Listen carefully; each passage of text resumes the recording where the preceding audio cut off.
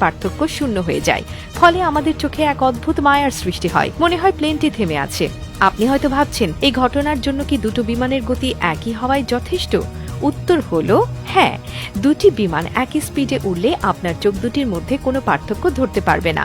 মনে হবে যেন কোনো ম্যাজিক হচ্ছে, বিমানগুলো থেমে আছে। এই ঘটনাকে বিজ্ঞানের ভাষায় বলা হয় প্যারাল্যাক্স ইফেক্ট বা আপেক্ষিক গতির বিভ্রম। এখন নিশ্চয়ই আপনি ভাবছেন, এমন ঘটনা সত্যিই ঘটে? হ্যাঁ, বাস্তবে বহুবার এমন ঘটনা ঘটেছে। প্লেনের যাত্রী বা পাইলটরা প্রায়ই এমন দৃশ্য দেখে অবাক হন। এমনকি অনেকেই এই দৃশ্য দেখে ক্যামেরা বের করে ভিডিও করতে শুরু করেন, কারণ চোখের সামনে এমন একটা দৃশ্য আসলেই বিরল। আর এই প্যারাল্যাক্স ইফেক্টের কারণেই সাধারণ মানুষের মধ্যে বিভ্রান্তির সৃষ্টি হয়। অনেকেই ভাবেন যে এটা হয়তো অস্বাভাবিক কিছু, কেউ কেউ তো এটাকে ভিনগ্রহের যান বা এলিয়েনের আগমন ভাবতেও শুরু করেন। কিন্তু বাস্তবে এর পেছনে কোনো রহস্য নেই। এটা পুরোপুরি বিজ্ঞানসম্মত এবং যুক্তিসম্মত একটি ঘটনা।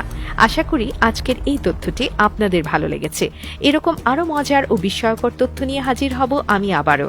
ততক্ষণ ভালো থাকুন, সুস্থ থাকুন আর বিজ্ঞানের প্রতি আগ্রহী থাকুন।